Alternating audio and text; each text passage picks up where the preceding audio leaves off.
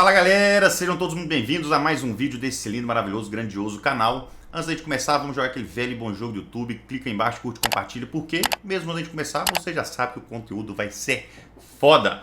E é isso aí, hoje vamos continuar a nossa análise do Bitcoin, mais uma das últimas semanas que a gente fez e nós acertamos todas, inclusive na linha, no número, todas as vezes que fizemos alguma projeção de preço, nós batemos e acertamos no número. Acertamos a mínima do Bitcoin lá em 15.600. Estamos falando dela desde julho. Acertamos a mínima da retração que o mercado fez esse final de semana, mesmo com essa bagunça toda aí do sistema bancário americano. Acertamos de novo na linha. Não foi nem 100, 200 para cima, nem 100, 200 para baixo. Foi na linha. E agora eu vou fazer a leitura das próximas possíveis movimentações do Bitcoin aí, para quem ainda está perdido e não sabe o que provavelmente pode acontecer, beleza? Então vamos lá.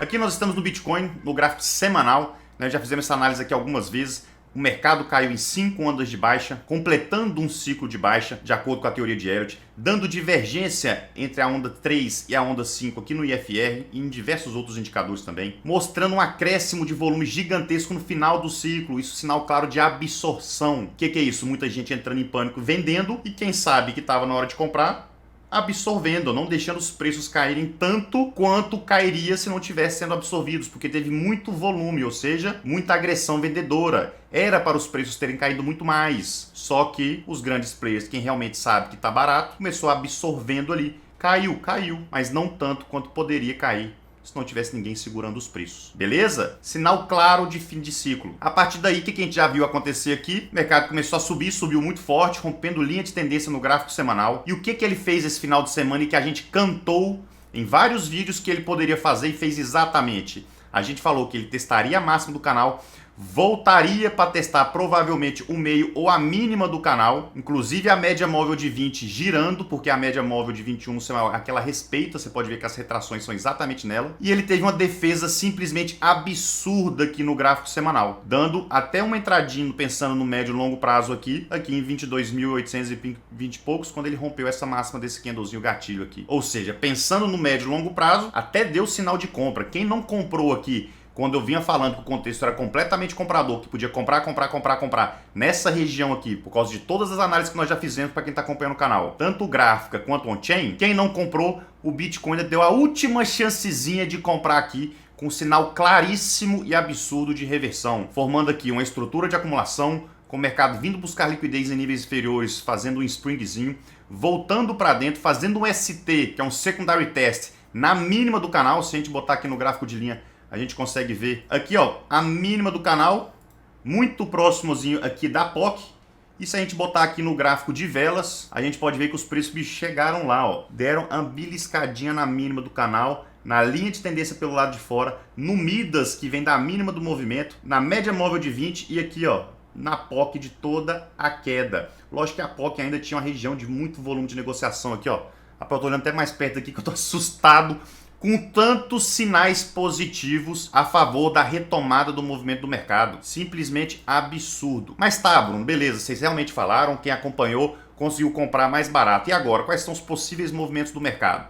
Vamos lá para as próximas leituras e o que eu realmente acredito que o mercado vai fazer, beleza? Primeiro nós vamos para o gráfico diário para falar de um curto prazo, né? De um prazo um pouco mais estreito. O que aconteceu aqui, galera? O mercado, ele subiu muito forte do final de semana para cá. Ele subiu aí, se a gente pegar aqui, e praticamente, ó, 34% em linha reta, sem ter retração nenhuma. A gente pode ver que de um dia para o outro o mercado mal retraiu e rompeu a máxima de todo esse canalzão aqui. Beleza, rompeu. Buscou liquidez em níveis superiores. E quais são as probabilidades de movimentação a partir disso? Vamos lá. Vou ensinar uma teoriazinha aqui para vocês. Vamos lá. Se o mercado está se movimentando em ondas, por exemplo, e ele sobe muito forte, ele deixa nessa região aqui, ó, um espaço, como se fosse um vácuo, que eles chamam de imbalance. Então o mercado ele tenta buscar essas regiões onde os preços já trabalharam anteriormente para buscar o quê? Um equilíbrio, que eles dizem. Então provavelmente o mercado tenta voltar para fechar esse espaço. De acordo com a teoria do Smart Money, é o que eles chamam de Fair Value Gap. Não é um gap tradicional, porque não tem um pulo dos preços, né? Teve negociação aqui, só que ele teve uma aceleração tão grande que ele deixa um desequilíbrio. Os preços ficam, nesse caso aqui, sobrecomprados. Então eles voltam para dentro de uma região para buscar o famoso equilíbrio. Por isso que tem geralmente os testes desses extremos de movimentos anteriores. No caso aqui do diário do Bitcoin, o que está acontecendo? O mercado subiu muito e muito rápido. Então ele tem que voltar, ele tem que recuar para buscar um certo equilíbrio, certo? E aonde a gente pode ver esses equilíbrios? Pensando mais no médio e longo prazo, que é o nosso foco principal, vou deixar aqui no gráfico semanal que é mais fácil de visualizar. Ele voltaria aonde? Nesse outro extremo aqui, ó. Porque se a gente pegar isso aqui como um movimento, o mercado fez o que considerando essas últimas duas velas? Ele fez isso aqui, ó. Então, na teoria, ele teria que voltar aqui para fechar esse espaçamento, de acordo com a teoria do Smart Money. Ele faz exatamente isso, ele volta para testar o topo do penúltimo candle, para depois sim ele continuar subindo.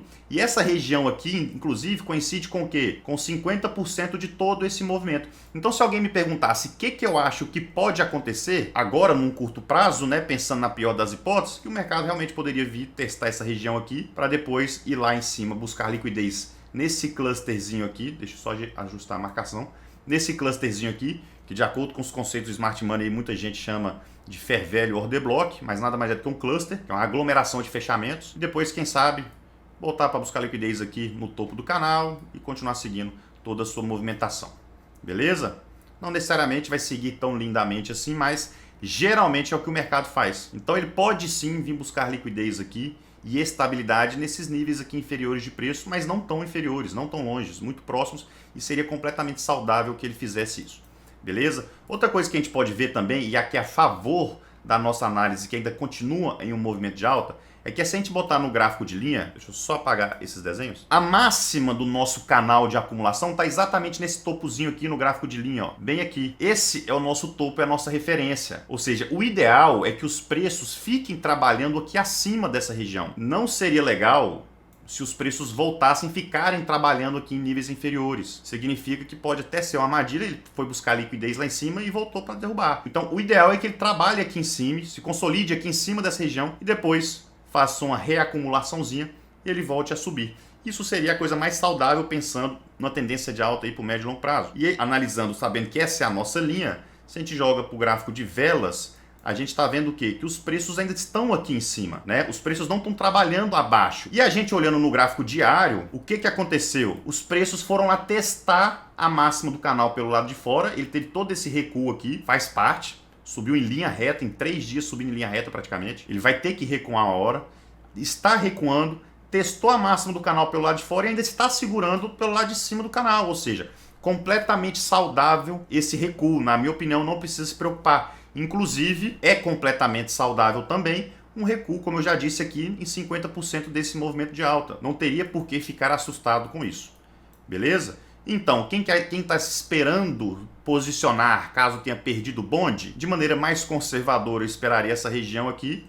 E eu só me preocuparia com alguma coisa se o mercado realmente recuasse e perdesse essa mínima desse pivô aqui, que eu acredito que não vai perder, porque, como eu já disse, essa região dos 19 mil dessa POC de toda a queda é muito forte. O nosso Midas está passando bem aqui, no gráfico semanal, então melhor ainda. E nessa defesa, teve muito volume de negociação nessa defesa, tem muita gente comprada nessa região. O que isso significa? Se o mercado for cair aqui, vai ter gente defendendo. Logo, os preços vão se segurar nessa região aqui. Então, o meu viés em relação ao Bitcoin ainda é altista. Eu estou falando isso há meses. Desde quando o mercado chegou nessa região aqui, eu estou falando que o contexto é completamente comprador. Lá atrás, lá em junho e julho, a gente fez a previsão que o Bitcoin bateria essa região aqui dos 15.500, 15.600. Para quem acompanha a gente já falou isso várias vezes. E acertamos na mosca, acertamos inclusive essa retração aqui, porque eu cantei essa região da POC aqui várias vezes. E agora, tudo isso que eu falei é o que eu acredito que vai ser as movimentações futuras do Bitcoin aí. Beleza? O mercado já caiu durante um ano, que é o período normal de um ciclo de queda. Fiz um vídeo aí esses dias sobre o halving e com as minhas perspectivas de movimentação futuras por causa do halving. E agora vamos aguardar. Beleza, galera? Então, quem estava muito preocupado, achando que isso é uma armadilha, eu falaria para ficar despreocupado por enquanto. Vamos aguardar as movimentações do mercado. Se o mercado recuar para dentro do canal, ele pode ficar trabalhando nessa faixa aqui, seria muito saudável, inclusive.